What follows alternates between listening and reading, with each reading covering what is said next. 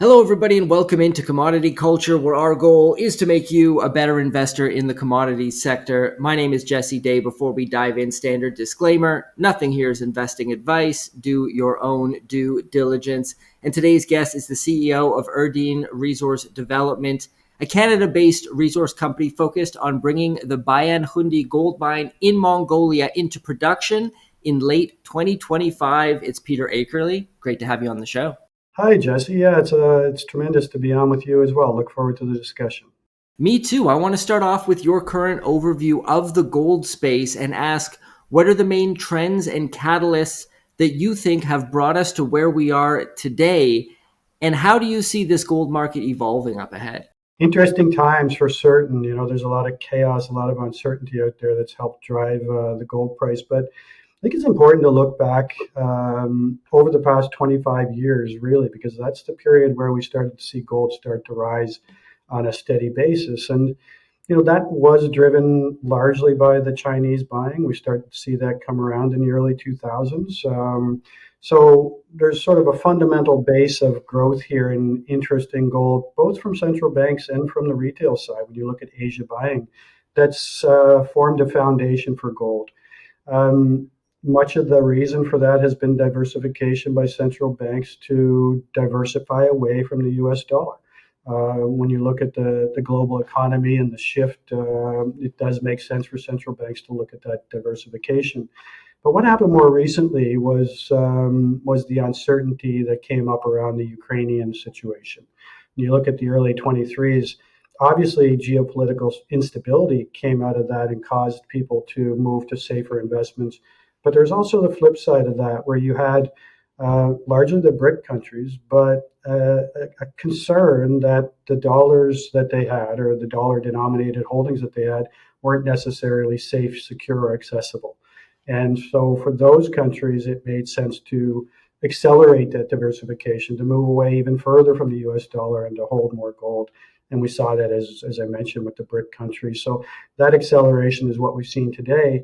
But now you've got this perfect storm where you have a very high likelihood you're going to see US interest rates come off here in the near term. But that's in the face of tariff fueled inflation that we're going to see increasing as we move through the latter part of this year. And if you look at the recent jobs indicators, a slowdown in economic growth. So really interesting time for gold investors. As I said, kind of a perfect storm, long term and short term, for gold appreciation. The question of gold revaluation has come up recently with some people I've spoken to believing that it has to happen, others saying that it's impossible to happen. So I've gotten a whole different spectrum of responses on that issue. But one of the reasons that it's kind of back in the spotlight is because the Federal Reserve recently released a note called Official Reserve Revaluation, the International Experience, which described how 5 different nations used gains in their gold reserves to raise funds. Now, this has led to speculation that the Fed is considering a similar move. So I'd love to get your take. Is revaluing the U.S. gold reserves a realistic proposition in your view? And what could the implications of such a move be? Well, I'll have to put a qualifying statement out there first and say I'm a geologist that looks for gold as opposed to an economist or analyst, however, a student of the markets. It's been very interesting to watch how that's unfolded with the Treasury Secretary making a statement earlier this year that they would not look to revalue it, and then see the paper that you referred to come out from the Feds suggesting that they're thinking about it. So there's obviously a conversation that's taking place in the background, and I think the backdrop to that is that the U.S. is sitting on a debt of $37 trillion and generating interest on that of about $1 trillion a year. So they really have to look at every rock they can turn over to try to fund that debt. And this one seems to make sense. They have, I think it's 250 million ounces of gold valued at $42 an ounce sitting at Fort Knox. And if they revalue that, it generates somewhere in the vicinity of $750 billion worth of value, at least in that paper transaction. But there's no reason why that shouldn't be utilized to try to reduce the debt. I think the uncertainty around that is really what do they do with that if they create it? And politicians, being politicians, will likely spend it and just add to inflation. So that's probably the concern. I think as a layman looking at this, it makes sense to do it, but how do they use it is what the next shoe to drop would be. And what are your thoughts about the BRICS nations and their move to circumvent the dollar? You alluded to it earlier. They are starting to use gold here and there to settle trade. Is this a major paradigm shift in your view? And how could it impact both the gold market and the US dollar? I think it's been something, as I said at the outset, that's been occurring for the better part of a quarter of a century, where countries led by China have looked to diversify their foreign reserves. And I think it only makes sense when you look at the shifting global economy, where 60% of foreign reserves are in U.S. Treasuries, and only I think it's 15% of global trade is associated with the U.S. today. For these countries to look at that, look at the debt loading in the U.S., look at a slowing of the economy, likely longer term lower interest rates driven by the current administration, then yeah, I think regardless of what you think about the politics of BRIC nations, it makes sense for them to be looking at slowly, gradually shifting away from the dollar moving forward. And we're seeing that accelerated for the reasons I mentioned earlier as well. Now, I want to pivot to the gold mining space, and then we're going to get into Erdene, but it's picked up. We've seen the GDX and the GDXJ ETFs both outperforming gold by quite a wide margin so far year to date, and also massively outperforming the broad market even more so. Do you think this is the beginning of a major bull market in gold stocks? And if so, how long and how high do you think it could go? Well, I think to answer the last question first, it seems to me, based on the fundamentals, that we are in a major bull market for gold equities driven by a long-term gold price appreciation. We have seen the GDXJ strengthen significantly, and that was a long time coming. We look back maybe 12 months ago, and you could look and say the opposite, that we just weren't seeing the gold equities catch up with the gold price. So that's kind of flipped. We've seen a good return on the GDXJ over the last 12 months. But that is the mid-sized gold companies. They may define it as the small companies, but it really is sort of the mid-tier. And they've seen an appreciation. Certainly, some of the majors have seen a tremendous rise in their share value. But in any of these bull market cycles, we see in relationship to the commodities business, in this case, the gold business, it'll start to filter down. And I think where you really have to look now is that sweet spot of the developers and the well-managed, high-quality assets in the, call it the junior companies, because they haven't quite caught up. If you look at gold relative to the TSXV, which is a good reflection of the junior gold companies, that's just started to catch up here in the last several months. But that's where you'll see the high multiple returns now. I think the majors and the mid-tiers will have to perform. They'll have to show that they're good managers of their capital going forward, which wasn't the case in the last cycle. Make smart investment decisions, and they'll respond to that. But if you really want to get a bang for your buck, it's going to be in those developing, well-managed, near-term producer type companies that are just coming onto the radar of the GDXJs of the world. Well, that's a great segue into discussing Erdene Resource Development.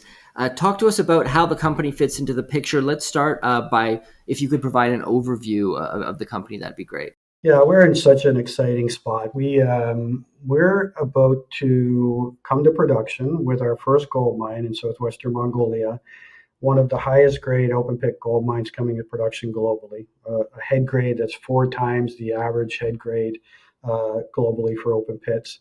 But it's really a foundation for this new district that we've discovered. I'm a geologist that went out there. It's been over 10 years in this area that we've discovered, and we've made 43-101 discoveries, but a multitude of prospects around that. And we made a decision really back in 2019 that, look, we've got a high grade near surface ore body. Let's get it to production. Let's get the cash flow and avoid these very dilutive markets. And when you think back to 2019 and really the years around that period, it was very hard to raise money without massive dilution.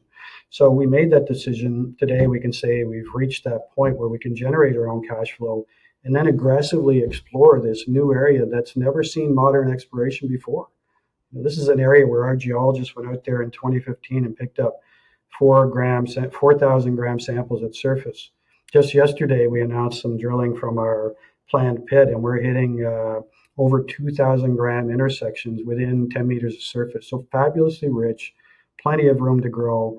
And we see this as a mining district that will be developed in sequence with our partner, one of Mongolia's largest mining companies. So just exactly where you would like to be in this cycle of a bull market in gold. Well, you recently released your Q2 results, as you alluded to just there, and there's a lot to dive into there. Could you walk us through the key highlights and what they mean for the company moving forward? Sure. Well, to begin with the construction, we announced a formal construction decision in first quarter of 2024. So it's been about 18 months, and we've completed the build of this $115 million plant, and we're now going through the dry and then wet commissioning. So by the end of August into early September, we'll have first ore going through that plant, and ideally first gold bar coming out in September. And then we'll move to a commercial stage where by November, our target is to be doing about 7,000 ounces per month of gold from that facility. We have looked at growth around this site recently because gold prices have almost doubled from where they were when we did the feasibility study. So the next step here is we'll get to steady state production, but already we have as much as a doubling of resources around the planned economic pit that we'll begin to drill off so we can look at expansions and or extensions of this current mine site.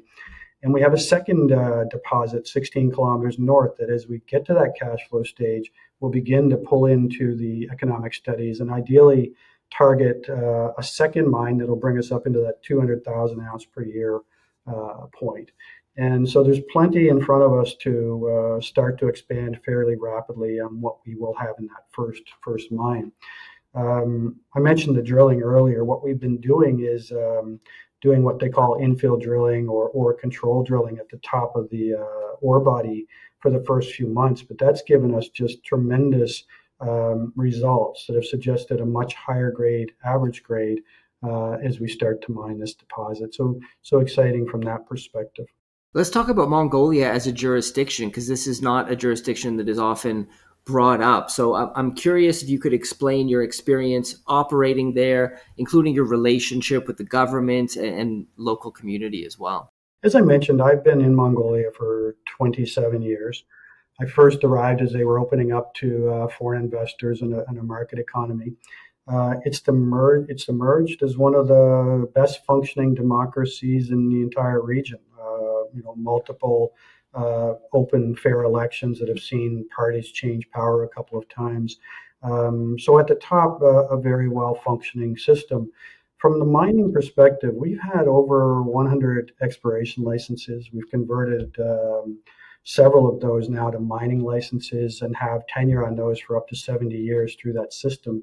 So a well-prescribed process that we've worked through multiple times without any significant issues.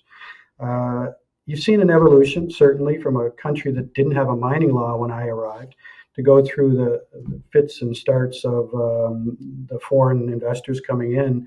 And we saw that with Rio Tinto, who went through a number of negotiations with the government. But today, Oyu Tolgoi is on the cusp of becoming the fourth largest copper gold producer on the planet in southern Mongolia.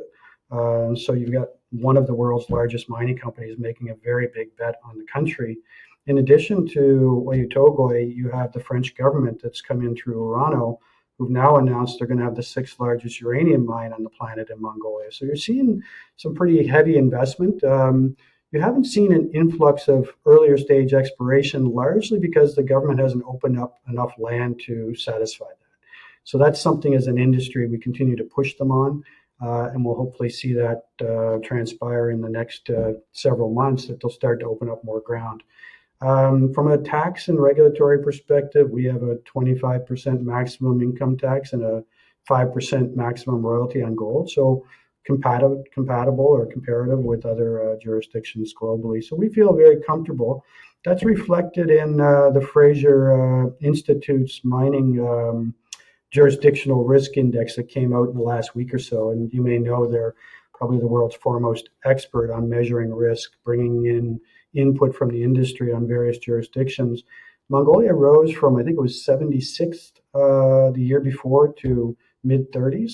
They're kind of in a ballpark now above Mexico. They're kind of sandwiched between Colorado and Michigan, to give you an idea of how the Fraser Institute has ranked them. So yeah, they've improved significantly, and I think we'll continue to see that as we move forward. Talk to us about the team behind Erdene and how you plan to leverage their expertise. And maybe if you could start with your own background and how you came to become CEO of the company. Yeah, so I came out of university in the late '80s, right into international exploration. I worked in Asia, Southeast Asia, South America, throughout North America, and arrived in Mongolia, as I mentioned, just as they were opening up to foreign investment in the mid '90s, and saw this opportunity to explore perhaps the best gold, most prolific gold copper belt in the world, the Central Asian orogenic belt that runs through the region, and saw the country opening up to foreign investment. And I made a decision that this was a place where I should hang my hat and create a new company to focus on Mongolia. So from 2002, when we started privately, 2004 publicly, we've been the most aggressive, heads down, scientific, methodical explorers in the country, invested over $100 million, and arrived at this new district discovery around 2010, I guess, is really when it kicked off, and have sort of micro focused on this region since they're making three new 43101 discoveries. But it's really the team that's delivered that. And I have the luxury of having 5 senior managers across various disciplines that run the Mongolian office, that our chief development officer and CEO of the subsidiary that's building the gold mine. I have a VP of exploration with 20 years experience in Mongolia. So just a tremendous group at that high level. But what we've been able to do is plug into a Mongolian partner, MMC. They're a listed company on the on the Hong Kong Stock Exchange. Mongolia's largest steel-making coal producer with 2,000 mining employees, who've been able to bring to a group that was strong on exploration and corporate development, the mining and operational side. So that's put these two teams together. We now have built a team. I think we're 300 of our 350 people that will be employed in operations, many of them coming over from MMC that have brought that strength, and they've done a tremendous job as well. So a really great bringing together of different strengths in the industry to form what I think is the leading mining and exploration company in Mongolia today. What's the company's current cash position? How much runway does that cash give you? And how do you plan to raise more capital when needed up ahead? Yeah, to step back, we have a low capital project relative to building a gold mine in the West. We spent $115 million to build that. It would probably cost you double to replicate that in a Western country. We tapped into $170 million to fund that $115 million. So $40 million came in as an injection of equity into the subsidiary by our partner. We had $80 million come in from our partner in senior debt, and another $50 million working capital line. So we had a great cushion there. Today, on the cusp of cash flow, we still have $30 million undrawn, and I would expect by the time we get the cash flow that balances things out, we'll still have $20 million as a cushion there. So that's at the subsidiary level. If you step back to the corporate Canadian company, we have just over $5 million in cash that is largely unallocated. We have some work that we'll do on our 100% owned projects that I may have mentioned, Zunmod and Teragul, which are sort of $500,000 expenditures over the next several months. So a good cushion there leading up to the point where we start to see that cash flow materialize. So in a very good financial position. And is there anything that we haven't yet covered or anything that you think it's particularly important to emphasize that you think potential shareholders of Erdene Resource Development should be aware of? I think it's just to reiterate that this is an amazing time for an investor to consider investment in the gold industry. We do have that perfect storm in terms of gold price looking out, not just short term, but long term.